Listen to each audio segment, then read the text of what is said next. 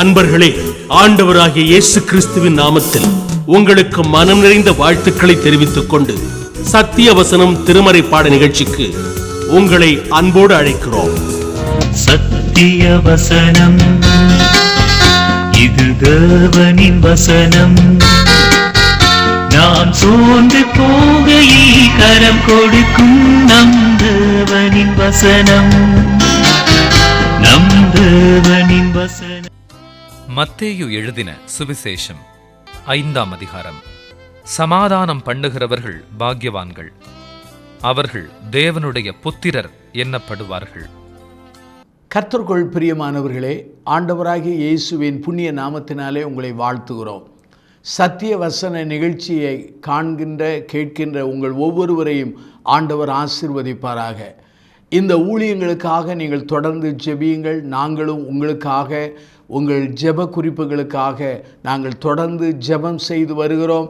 ஆண்டவர் தாமே உங்களை ஆசீர்வதிப்பாராக. ஆபிரகாமினுடைய வாழ்க்கையை குறித்து நாம் தொடர்ந்து கற்று வருகிறோம். ஆபிரகாமினுடைய வாழ்க்கையானது நமக்கு அறைகூவல் கொடுக்கிற ஒரு வாழ்க்கையாக காணப்படுகிறது. ஆபிரகாமை விசுவாசத்தின் தகப்பனாக கருதப்படுகிறார். அதே சமயத்தில் ஆபிரகாமின் வாழ்க்கையோடு நம்முடைய வாழ்க்கையை ஒப்பிடும் பொழுது பல்வேறு நல்ல ஆன்மீக ஆவிக்குரிய கருத்துக்களை, ஆலோசனைகளை பெறுகிறோம்.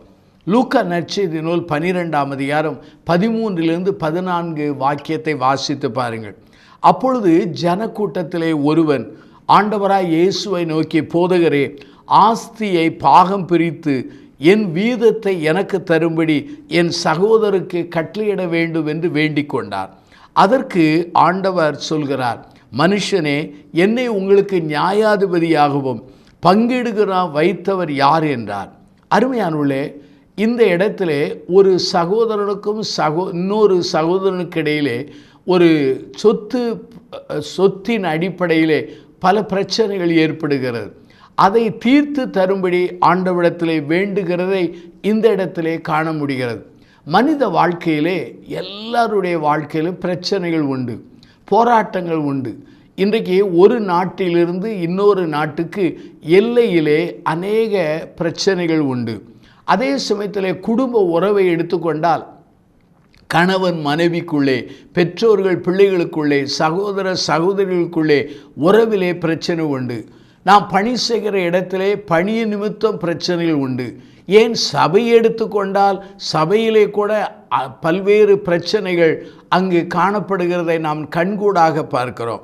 ஆனால் ஆபிரகாம் தன்னுடைய வாழ்க்கையிலே சந்தித்த ஒவ்வொரு பிரச்சனைகளையும் அவன் எப்படி தீர்த்தான் என்பதை நான் சொல்ல விரும்புகிறேன். முதலாவதாக, உறவினர்களுக்குள்ளே உள்ள பிரச்சனையை ஆபிரகாம் தீர்த்தான். எப்படி தீர்த்தான்? ஆதியாகமம் 13ஆம் அதிகாரம் 5-18 வாக்கியங்களை வாசித்து பாருங்கள். ஆபிரகாமின் இனத்தானான லோத்து ஆபிரகாமோடு பயணம் செய்கிறார். ஆபிரகாமினுடைய மந்தை, ஆபிரகாமினுடைய வேலைக்காரர்கள் அதிகம். லோத்துடைய மந்தையும் லோத்துடைய வேலைக்காரர்களும் அதிகம். 2 தரப்பாரும் ஒரே இடத்திலே குடியிருக்க முடியாத அளவுக்கு திரளாக பெருகியிருந்தார்கள். அங்கே ஆபிரகாமின் மந்தையின் மேய்ப்பர்களுக்கும் அல்லது ஆபிரகாமின் வேலையாட்களுக்கும் அங்கே லோத்தின் வேலையாட்களுக்கு இடையிலே அங்கு வாக்குவாதம் நேரிட்டது.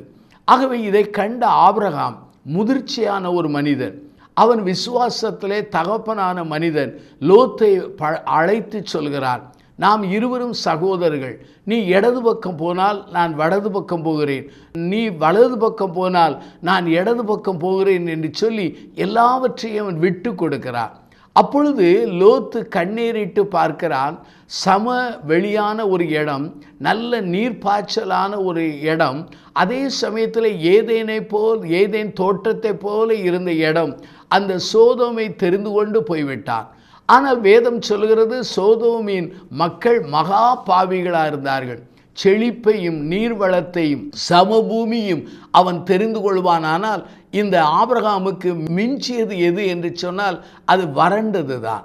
அந்த லோத்து போன பிற்பாடு ஆண்டவர் ஆபிரகாமை அழைத்து வடக்கே தெற்கே கிழக்கே மேற்கே நீ கால் நடக்கிற எல்லா இடத்தையும் நான் உனக்கு தருவேன் என்று சொன்னார். இந்த இடத்திலே ஆபிரகாமுக்கு லோத்துக்கு இடையிலே பெரிய பிரச்சனை. அந்த பிரச்சனையை ஆபிரகாம் தீர்த்தார். இந்த இடத்திலே ஆபிரகாம் எவ்வாறு பிரச்சனையை கையாண்டான் என்றால் விட்டு கொடுத்தான். அது மாத்திரமல்லாமல் தெரிந்தெடுப்பை லோத்துவின் கையிலே அவன் கொடுத்து விட்டான். அது மாத்திரமல்லாமல் தன்னுடைய தெரிந்தெடுப்பை ஆண்டவருடைய கையிலே கொடுத்தான். இங்கே லோத்து அவன் கண்ணின் அடிப்படையிலே அல்லது வெளித்தோற்றத்தின் அடிப்படையிலே தெரிந்து கொண்டான். ஆனால் ஆபிரகாமோ விசுவாசத்தின் அடிப்படையிலே தெரிந்து கொண்டான். பாருங்கள், ஆனால் லோத்து ஒரு காலகட்டத்திலே தெரிந்து கொண்டவைகளெல்லாம் இழந்தார். மனைவி இழந்தார். 2 குமாரத்தினுடைய வாழ்க்கை அங்கே கரைப்பட்டதை நாம் அறிந்திருக்கிறோம். ஆனால் ஆபிரகாமினுடைய வாழ்க்கையை பாருங்கள், அவன் வளர வளர வயதாக மகா பெரிய ஐஸ்வர்யனாய் மாறினான். உலக பிரகாரமான ஐஸ்வர்யம் மாத்திரமல்ல, ஆன்மீகத்திலும் கூட ஐஸ்வர்யம் நிறைந்த ஒரு மனிதனாய் மாறினான்.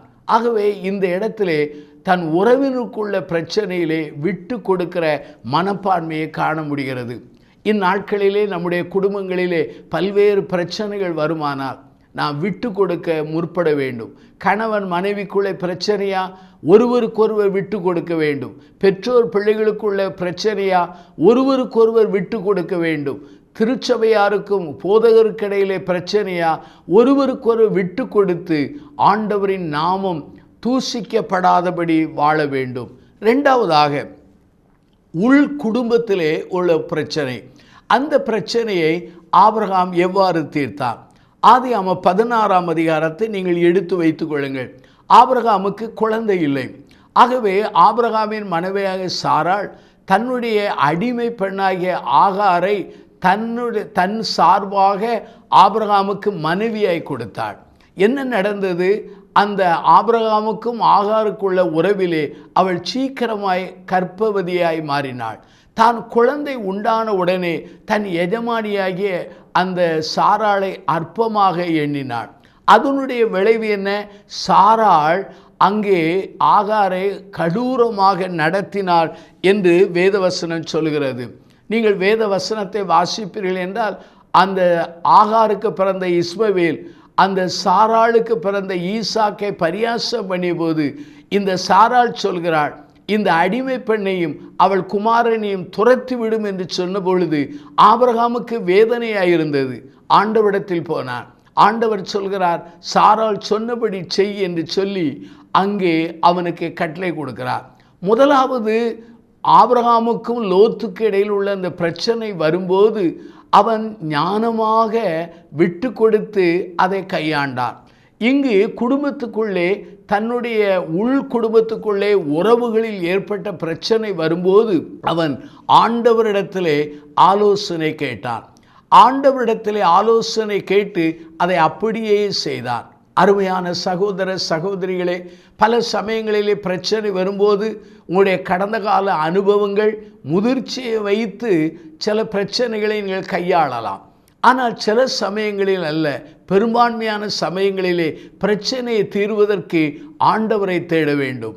ஆண்டவருடைய வார்த்தையை தேட வேண்டும். ஆண்டவருடைய வசனம் என்ன சொல்கிறது என்று சொல்லி கற்றுக்கொள்ள வேண்டும். ஆவியானுடைய ஒத்தாசையை நாட வேண்டும்.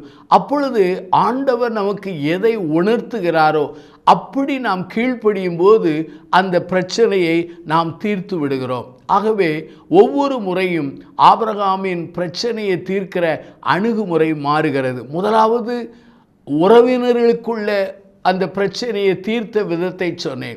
இரண்டாவதாக உள் உறவுகளுக்குள்ளே அல்லது மனைவிகளுக்குள்ளே இருந்த பிரச்சனையை தீர்த்த விதத்தை நான் சொன்னேன்.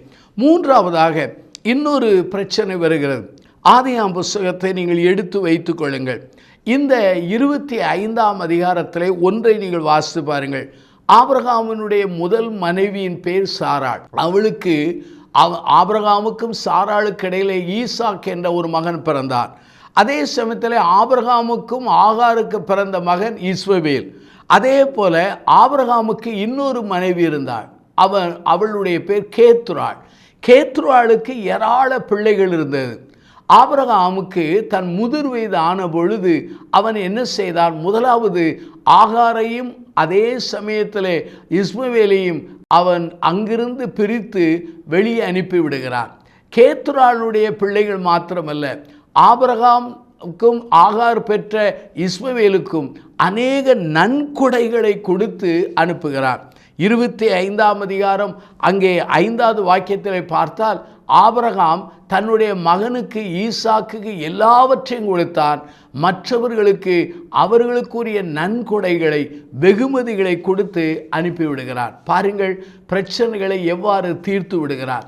இந்நாட்களிலே அநேக குடும்பங்களிலே இந்த பிரச்சனை வருகிறது. முதிர் வயதாகும் போது தங்களுடைய உயிர் இருக்கிற காலங்களிலே அல்லது பலம் இருக்கிற காலங்களிலே, நல்ல தெளிவு இருக்கிற காலங்களிலே, பிள்ளைகளுடைய வாழ்விலே எதிர்காலத்திலே பிரச்சனை வரக்கூடாது என்று அறிந்து சொத்துகள், ஆஸ்திகள், தொழிலை எல்லாம் சரியாக பிரித்து அவர்கள் தங்கள் காலத்திலே அதை செய்ய அழைக்கப்படுகிறோம். அப்படி செய்ய மறுப்போமானால், ஒருவேளை பெற்றோர்கள் மறுமைக்கு உட்பட்ட பிற்பாடு பிள்ளைகள் அவர்கள் போரிடுகிறார்கள், சண்டை போடுகிறார்கள், யுத்தம் செய்கிறார்கள், பரம எதிரிகளாய் மாறிவிடுகிறார்கள், நீதிமன்றத்துக்கு போகிறார்கள். குடும்பத்தின் கௌரவமும் ஒற்றுமையும் அங்கு மாறிவிடுகிறது, அல்லது அந்த ஒற்றுமையானது சீர்குலைந்து விடுகிறது என்று சொல்லலாம். ஆகவே ஒவ்வொரு இடத்திலும் அங்கே ஆபிரகாம் பிரச்சனைகளை கையாண்ட விதமானது வித்தியாசமாயிருக்கிறது. முதலாவதாக அவன் விட்டு கொடுத்து ஞானமாக செயல்பட்டான். இரண்டாவதாக ஆகார் விஷயத்திலே அவன் தேவ ஞானத்தை தேடி தேவாலோசனை செய்தான். மூன்றாவதாக ஞானத்தோடு அந்த காரியங்களை செய்து நன்கொடைகளை கொடுத்து பிள்ளைகளை எல்லாம் அங்கே பிரித்து ப்ராப்ளம் வராதபடி, பிரச்சனை வராதபடி தீர்த்து வைத்தான்.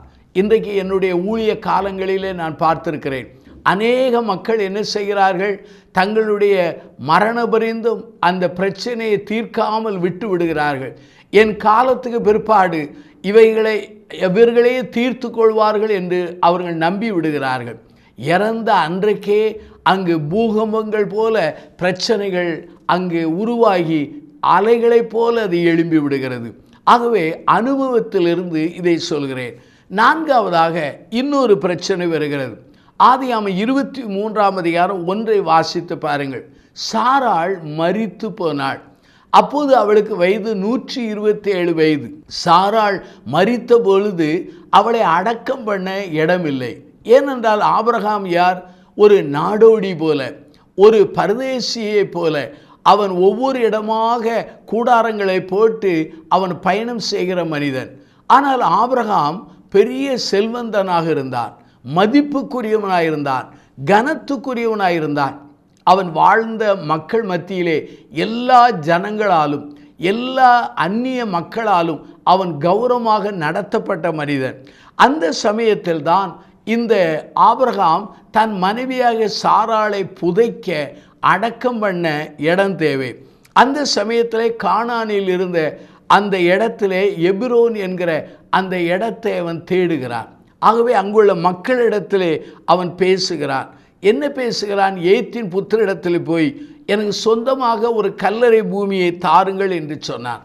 அப்பொழுது அவர்கள் சொல்கிறார்கள், இந்த நீர் எங்கள் மத்தியிலே பெரிய பிரபு, எந்த இடத்திலும் போய் நீர் அடக்கம் பண்ணி கொள்ளும் என்று சொல்லி தாராளமாக இடத்தை விட்டு கொடுக்கிறார்கள். அந்த சமயத்திலே இந்த எப்ரான் என்கிற அந்த மனிதனுடைய நிலத்தை அவன் கேட்கிறான்.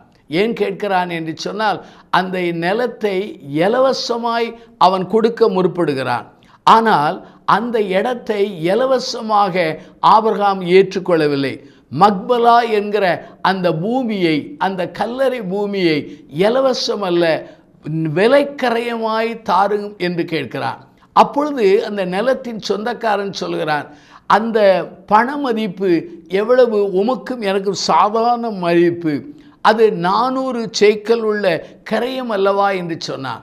400 சேக்கல் உள்ள அந்த கிரயத்திற்கு ஆபிரகாம் அந்த நிலத்தை வாங்கி தன் மனைவியை அடக்கம் பண்ணுகிறான். எவ்வளவு ஞானமுள்ள இருதயம் பாருங்கள். இந்த நாட்களிலே இலவசம் என்று வரும்போது நாமெல்லாம் கையை நீட்டி விடுகிறோம். இலவசம் என்று வரும்போது அதிலே நாம் ஆசையோடு முன்னேறி செல்கிறோம். ஆனால் என்னை பொறுத்தவரையிலே இலவசத்துக்கு பின்னாலே ஒரு கொக்கி போல ஒரு கண்ணிகள் இருக்கிறது. இந்த இடத்துல ஆபிரகாம் இலவசமாய் கொடுத்த அந்த நிலத்தை விலைக்கரையும் கொடாதபடி அந்த மனைவியை அடக்கம் பண்ணியிருந்தால் என்ன நடைபெறும் என்றால், பிற்காலத்திலே சாராளுடைய கல்லறை பூமியை அவன் உரிமை கொள்ள முடியாது. பிற்காலத்தில் அந்த இடத்துல ஈசாக்கை அடக்கம் பண்ண முடியாது. அந்த இடத்துல யாக்கோபை அடக்கம் பண்ண முடியாது. அந்த நிலமானது தலைமுறை தலைமுறையாக இஸ்ரவேலருக்கு சொந்தமாக நிலமாக காணப்பட்டது. காரணம் என்ன? ஆபிரகாமுடைய வாழ்க்கையிலே அவன் செய்த ஒரு விலைக்கரையமான ஒரு காரியமாகும். அருமையானவர்களே, பிரச்சனைகள் ஆபிரகாம் சந்தித்தான். அந்த பிரச்சனைகளை அவன் கையாண்ட விதத்தை பாருங்கள்.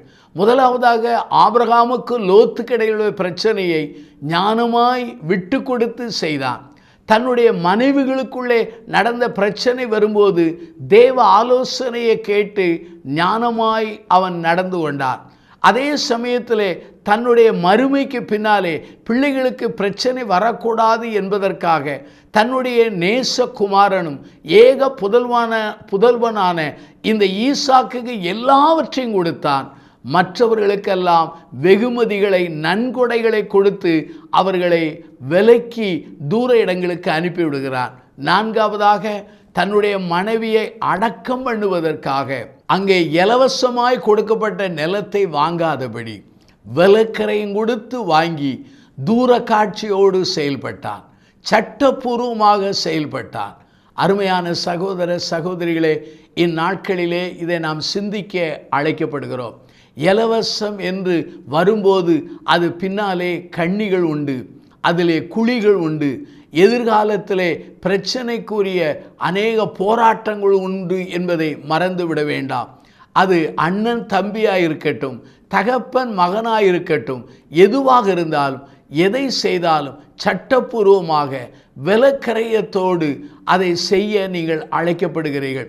இந்த இடத்துல ஆபிரகாம் தன்னுடைய மனைவியை அடக்கம் பண்ணுவதற்கு இலவசமாக உள்ள அந்த நிலத்தில் அடக்கம் பண்ணியிருந்தால் இன்றைக்கு ஆபிரகாம் அந்த நிலத்தை உரிமை கோர முடியாது. அதே சமயத்தில் ஆபிரகாமின் சந்ததியும் அந்த நிலத்திலே அடக்கம் பண்ண முடியாது. விலக்கரையமாக அவன் கொண்டதினாலே அந்த விலைக்கரையமாய் கொடுக்கப்பட்ட அந்த நிலத்தின் உரிமையாளரும் அதை எதிர்காலத்திலே கேட்காத அளவிற்கு பாதுகாக்கப்பட்டது. அருமையானவர்களே, பிரச்சனைகள் நமக்கு உண்டு. ஆகவேதான் அங்கே வேதவசனம் மத்தேயு 5:9 சொல்கிறது, சமாதானம் பண்ணுகிறவர்கள் தேவனுடைய புத்திரர் எனப்படுவார்கள். ஆகவே சமாதானம் பண்ணுகிறவர்கள் பாக்கியவான்கள். பிரச்சனைகள் வரும், பிரச்சனைகள் வரவே வராது என்று வேதம் சொல்லவில்லை. பிரச்சனைகள் வரும்போது அதை கையாள ஆண்டவரையும் ஆண்டவர் கொடுத்த அனுபவங்களையும் ஆண்டவர் கொடுத்த ஞானத்தையும் ஆண்டவர் கொடுத்த தூர காட்சியும் பயன்படுத்த அழைக்கப்படுகிறோம். ஆகவே நம்முடைய வாழ்க்கையை அர்ப்பணித்து ஜெபிப்போம். கண்களை மூடி பிரார்த்தனை செய்வோம். ஜீவனுள்ள பிதாவே, இந்த நல்ல நாளுக்காக நாங்கள் நன்றி சொல்கிறோம். இந்த செய்தியை கேட்ட மக்களை ஆசீர்வதித்து தார். பிரச்சனைகள் ஆபிரகாம் வாழ்க்கையிலே எல்லா காலங்களிலும் காணப்பட்டது. ஆனால் அந்த பிரச்சனைகளை எவ்வாறு ஞானமாய் கையாண்டான் என்பதை அறிந்து உம்மை தோத்திருக்கிறோம்.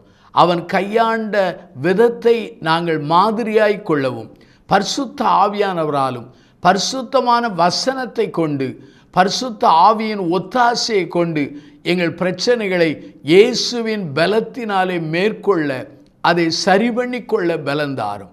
இந்த செய்தியை கேட்டு அர்ப்பணித்த மக்களை ஆசீர்வதியும். இயேசுவின் நாமத்தில் தாழ்த்தி ஜெபம் செய்கிறோம் ஜீவனுள்ள பிதாவே, ஆமென். இந்த புத்தகம் பற்றிய விபரங்களுக்கு சத்திய வசனம் அலுவலகத்தை தொடர்பு கொள்ளவும்.